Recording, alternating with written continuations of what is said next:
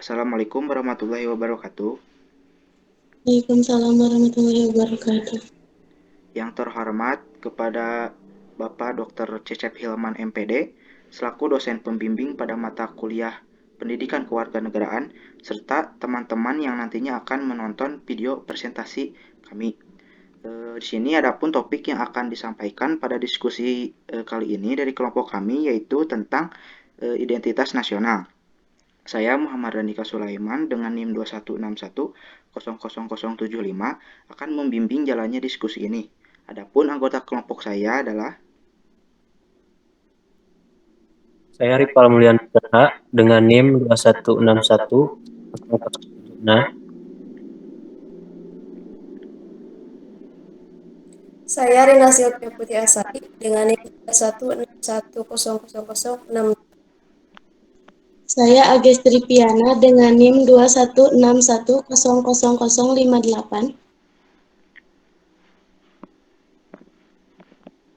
baik. Untuk mempersingkat waktu, langsung saja mulai ke sesi penyampaian materi. Materi pertama akan disampaikan oleh saya sendiri. Di sini identitas nasional. Yang pertama ada pengertian identitas nasional. Sebelum kita mengenal identitas nasional, kita harus paham terlebih dahulu apa itu identitas dan apa itu nasional. Di sini menurut Wex dalam Barker pada tahun 2005, identitas adalah soal apa yang kamu miliki secara bersama-sama dengan beberapa orang dan apa yang membedakan kamu dengan yang lainnya. Sedangkan nasional yaitu merupakan identitas yang melekat pada kelompok-kelompok yang lebih besar yang diikat oleh kesamaan-kesamaan fisik, baik fisik seperti budaya, agama, dan bahasa, maupun non-fisik seperti cita-cita, keinginan, dan tujuan. Kemudian kita bisa mengenal arti identitas nasional itu dari pengertian-pengertian yang barusan, apa itu identitas dan nasional. Maka dapat disambungkan menjadi identitas nasional adalah kepribadian nasional atau jati diri nasional yang dimiliki suatu bangsa yang membedakan bangsa satu dengan bangsa yang lain. Itu menurut Tim Nasional Dosen Pendidikan Kewarganegaraan.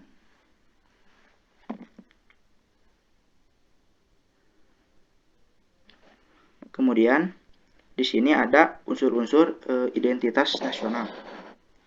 Di sini unsur-unsur identitas nasional terbagi menjadi 3. Yang pertama ada identitas fundamental, yang kedua ada identitas instrumental, yang ketiga ada identitas alamiah. Kemudian apa itu identitas yang pertama fundamental? Identitas fundamental yaitu Pancasila sebagai filsafat bangsa, dasar negara, dan ideologi negara. Sedangkan pengertian dari identitas instrumental yaitu berisi Undang-Undang Dasar 1945 dan tata perundang-undangannya. Dalam hal ini, bahasa yang digunakan itu bahasa Indonesia. Bendera negara itu bendera Indonesia. Kemudian lambang negara Indonesia. Lagu kebangsaan Indonesia yaitu lagu kebangsaannya Indonesia Raya. Yang ketiga ada identitas alamiah. Kemudian identitas alamiah ini yaitu meliputi negara kepulauan dan pluralisme dalam suku, budaya, bahasa, dan agama serta kepercayaan. Kemudian di sini ada hakikat bangsa. Hakikat bangsa adalah kumpulan manusia yang terikat dalam satu kesatuan dalam negara di muka bumi yang memiliki identitas bersama dan memiliki kesamaan bahasa, ideologi, budaya, sejarah, dan tujuan. Kemudian dalam kamus ilmu politik dijumpai istilah bangsa ini. Artinya yaitu masyarakat yang bentuknya diwujudkan oleh sejarah yang memiliki unsur satu kesatuan bahasa, satu kesatuan daerah, satu kesatuan ekonomi, satu kesatuan hubungan ekonomi, dan satu kesatuan jiwa yang tertulis dalam kesatuan budaya.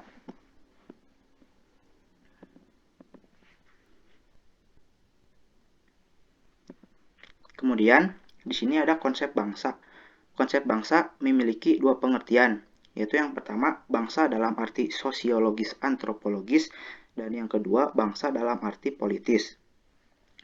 Bangsa dalam pengertian sosiologis dan antropologis adalah persekutuan hidup masyarakat yang berdiri sendiri yang masing-masing anggota persekutuan hidup tersebut merasa satu kesatuan ras, bahasa, keyakinan, budaya, dan sebagainya. Kemudian, bangsa dalam pengertian politik adalah suatu masyarakat dalam suatu daerah yang sama dan mereka tunduk pada kedaulatan negaranya sebagai suatu kekuasaan tertinggi. Jadi, mereka diikat oleh kekuasaan politik yaitu negara. Jadi, bangsa dalam pengertian politik adalah bangsa yang sudah bernegara dan mengakui serta tunduk pada kekuasaan dari negara yang bersangkutan tersebut. Setelah mereka bernegara, terciptalah bangsa.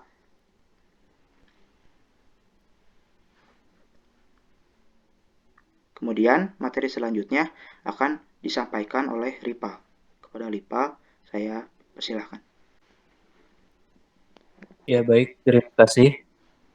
Materi selanjutnya unsur-unsur terbentuknya bangsa. Yang pertama itu harus memiliki cita-cita bersama, lalu memiliki sejarah hidup bersama, memiliki adat budaya dan kebiasaan yang sama, menempati suatu wilayah tertentu, dan juga terorganisasi dalam suatu pemerintahan yang berdaulat. Next.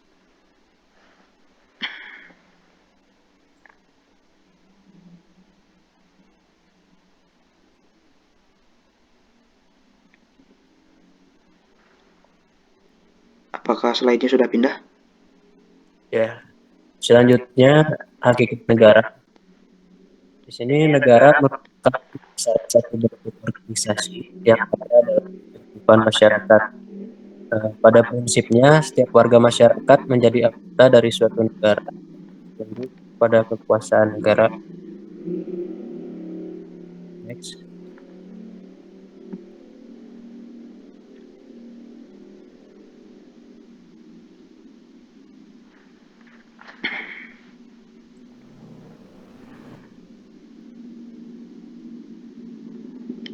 Apakah sudah pindah? Sudah. Ya. Selanjutnya, menurut KBBI, negara memiliki dua pengertian, yaitu yang pertama, negara adalah organisasi di suatu wilayah yang mempunyai kekuasaan tertinggi yang syah dan ditaati rakyatnya. Dan yang kedua, negara adalah kelompok sipil yang menduduki wilayah atau daerah tertentu. Baik, next.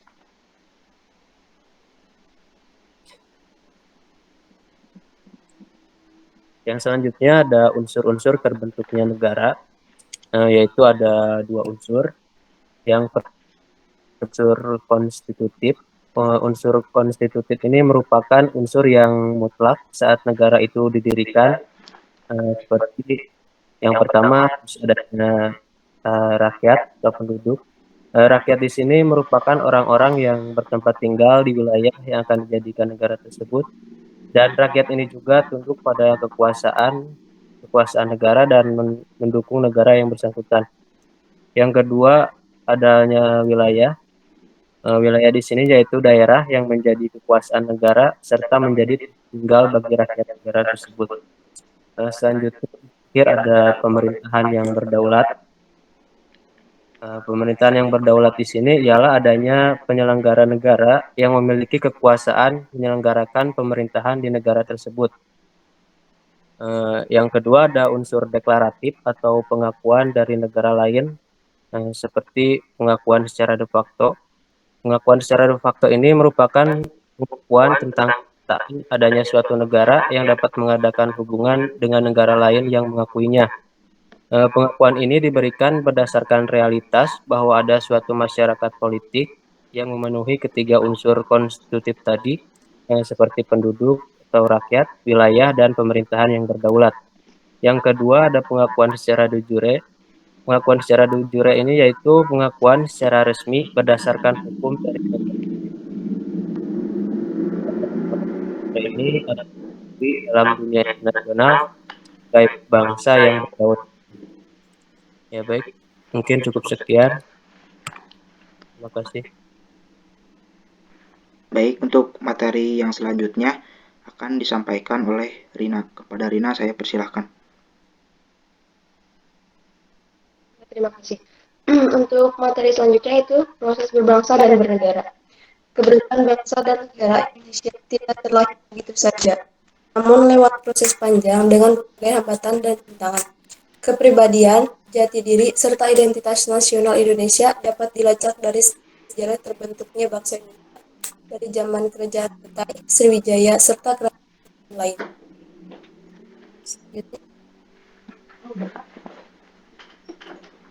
Dampak faktor yang penting bagi proses pembentukan bangsa dan negara Indonesia antara lain ada 4. Yang pertama, adanya persamaan nasib, yaitu penderitaan bersama di bawah penjajahan bangsa asing kurang lebih selama 350 tahun. Yang kedua, adanya keinginan bersama untuk merdeka, melepaskan diri dari belenggu penjajahan. Yang ketiga, adanya kesatuan tempat tinggal, yaitu wilayah Nusantara yang membentang dari Sabang sampai Merauke. Selanjutnya yang keempat, adanya cita-cita bersama. Tujuan cita-cita bersama di sini untuk mencapai kemakmuran dan keadilan suatu bangsa. Lanjut. Proses berbangsa. Proses berbangsa dapat dilihat dari 4 sejarah berikut. Yang pertama, prasasti Kedukan Bukit. Prasasti ini berbahasa Melayu kuno, berhuruf Pallawa, Sriwijaya, Sidaya, Sufiksa yang artinya lebih dalam negara Sriwijaya Jaya, adil, makmur, sejahtera, dan sentosa. Prasasti ini berada di Bukit Siguntang dekat dengan Palembang yang bertarik saka 605 atau 683 Masehi. Selanjutnya, sejarah yang kedua adalah Kerajaan Majapahit tahun 1293 sampai 1525. Kalau Sriwijaya sistem tak hanya dikenal dengan sistem kedutaan, maka Majapahit dikenal dengan sistem keprabuan. Kerajaan ini berpusat di Jawa di bawah pimpinan Rajasa dan raja yang paling terkenal adalah Brawijaya. Sejarah yang ketiga yaitu berdirinya organisasi massa bernama Budi Utomo oleh Sutomo pada tanggal 20 Mei 1908 yang menjadi pelopor berdirinya organisasi pergerakan nasional yang lain di belakang hari. Di belakang Sutomo ada Dr. Wahidin Sudirohusodo yang selalu membagikan motivasi dan kesadaran berbangsa pada para mahasiswa Skopje.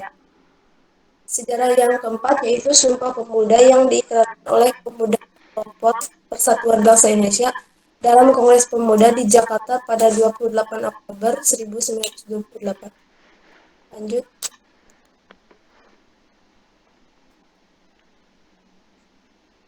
Proses bernegara. Negara Indonesia tidak terjadi begitu saja. Kemerdekaan Indonesia diraih dengan perjuangan dan pengorbanan atau revolusi, bukan pemberian.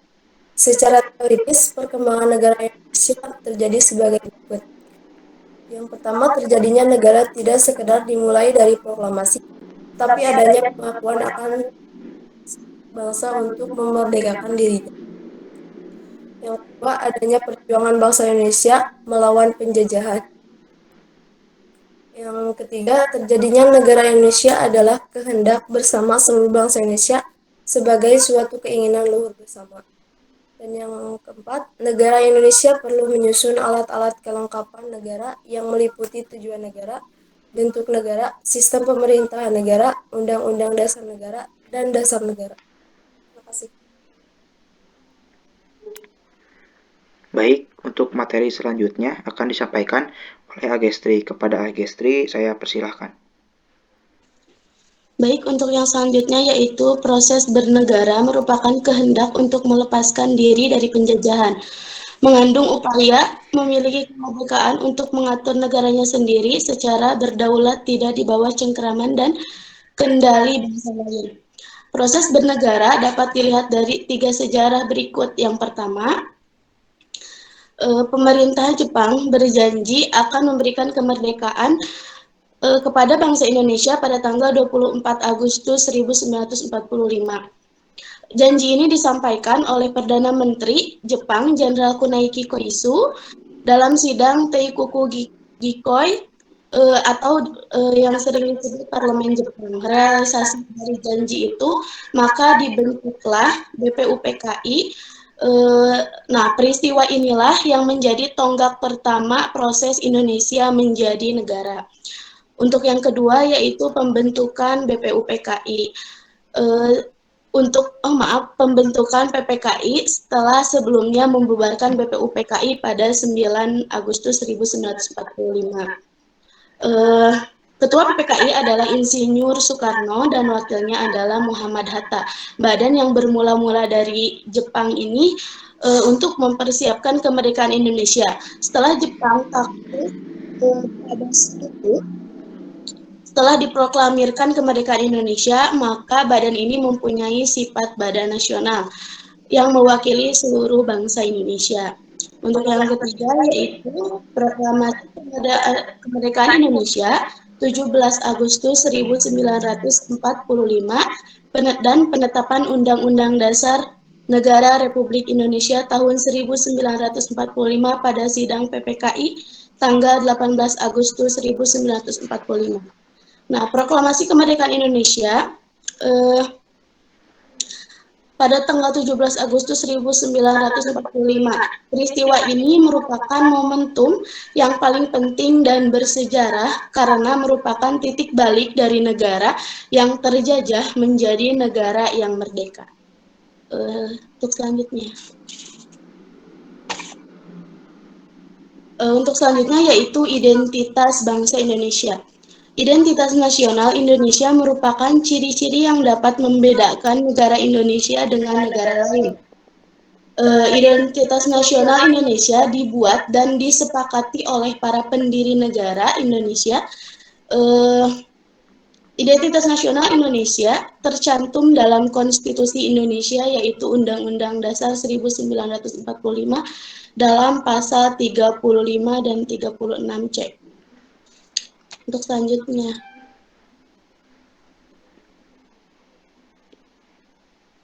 Identitas nasional yang menunjukkan jati diri Indonesia diantaranya adalah sebagai berikut. Nah, untuk yang pertama yaitu bahasa nasional atau bahasa persatuan, yaitu bahasa Indonesia. Bahasa merupakan unsur pendukung sebagai sistem perlambang dibentuk atas unsur-unsur ucapan manusia untuk berinteraksi antar manusia sebagai sarana interaksi. Meskipun di Indonesia terdapat banyak suku bangsa, tetapi bangsa Indonesia disatukan oleh bahasa nasional, yaitu bahasa Indonesia. Nah, untuk yang kedua yaitu bendera negara, yaitu sang merah putih. Bendera adalah salah satu identitas nasional karena bendera merupakan simbol atau identitas suatu negara seperti yang tertera dalam Undang-Undang Dasar 1945 yang menyebutkan bahwa bendera negara Indonesia adalah sang merah putih. Warna merah juga memiliki arti yaitu berani dan putih memiliki arti suci. Nah, untuk yang ketiga yaitu lagu kebangsaan yaitu Indonesia Raya. Lagu Indonesia Raya diciptakan pada tahun 1924. Pertama kali dimainkan pada Kongres Pemuda tanggal 28 Oktober 1928 setelah Proklamasi Kemerdekaan Indonesia pada tanggal 17 Agustus 1945. Lagu ini dikarang oleh W.R. Supratman dan lagu ini dijadikan lagu kebangsaan. Untuk yang keempat yaitu lambang negara yaitu Pancasila seperti dalam Undang-Undang 1945 pasal 36A bahwa lambang negara Indonesia adalah Garuda Pancasila. Nah, Garuda Pancasila di sini adalah yang dimaksud adalah burung Garuda yang melambangkan kekuatan bangsa Indonesia. Kekuatan bangsa Indonesia, burung Garuda sebagai lambang negara Indonesia memiliki warna emas yang melambangkan kejayaan. Sedangkan perisai di tengah melambangkan pertahanan bangsa Indonesia. Simbol dalam perisai masing-masing melambangkan sila-sila dalam Pancasila, yaitu yang pertama bintang melambangkan sila ketuhanan yang Maha Esa. Yang kedua, rantai melambangkan kemanusiaan yang beradab. yang adil dan beradab. Yang ketiga, pohon beringin melambangkan sila persatuan Indonesia. Yang keempat, kepala banteng melambangkan sila kerakyatan yang dipimpin oleh hikmat kebijaksanaan dalam permusyawaratan perwakilan. Yang terakhir, padi dan kapas melambangkan sila keadilan sosial bagi seluruh rakyat Indonesia. Nah, untuk yang kelima yaitu lambang negara. Semboyan negara yaitu Bhinneka Tunggal Ika. Bhinneka Tunggal Ika berisi konsep pluralistik dan multikularistik dalam kehidupan yang terkait dalam suatu kesatuan. Bhinneka Tunggal Ika bersifat konvergen yang bermakna perbedaan yang terjadi dalam keanekaragaman, tidak untuk dibesar-besarkan, tetapi dicari titik temu dalam bentuk kesepakatan bersama. Hal ini akan terwujud apabila kita memiliki sifat toleransi, non-sektarian, inklusif, dan rukun dalam menerapkan Bhinneka Tunggal Ika dalam kehidupan berbangsa dan bernegara. Untuk yang keenam yaitu dasar falsafah negara yaitu Pancasila. Pancasila adalah kumpulan nilai atau norma yang meliputi sila-sila Pancasila sebagaimana yang tercantum dalam pembukaan Undang-Undang Dasar 1945. Alinea keempat yang telah ditetapkan pada tanggal 18 Agustus. Pada hakikatnya pengertian Pancasila dapat dikembangkan sebagai dua pengertian, yakni Pancasila sebagai pandangan hidup bangsa Indonesia dan Pancasila sebagai dasar negara Indonesia. Untuk yang ketujuh yaitu konsepsi wawasan Nusantara. Undang-Undang Dasar yaitu Undang-Undang Dasar. Undang-Undang Dasar adalah peraturan perundang-undangan yang tertinggi dalam negara dan merupakan hukum dasar tertulis yang mengikat, berisi aturan yang harus ditaati. Untuk yang kedelapan yaitu kebudayaan daerah yang telah diterima sebagai kebudayaan nasional. Kebudayaan adalah pengetahuan manusia sebagai makhluk sosial yang isinya adalah atau model-model pengetahuan yang secara kolektif digunakan oleh pendukung-pendukungnya untuk menafsirkan dan memahami lingkungan yang dihadapi dan digunakan sebagai rujukan dan pedoman untuk bertindak. Terima kasih. Baik, terima kasih kepada teman-teman yang sudah memaparkan materinya. Mungkin sekian pemaparan materi dari kelompok kami. Saya sebagai moderator mohon maaf apabila ada kesalahan ataupun kekurangan dalam penyampaian materi, serta teman-teman saya pun yang masih ada kesalahan atau kekurangan dalam penyampaian materi karena kami di sini semua masih dalam proses pembelajaran. Mungkin sekian dari kelompok kami. Wabillahi taufiq wal hidayah. Wassalamualaikum warahmatullahi wabarakatuh.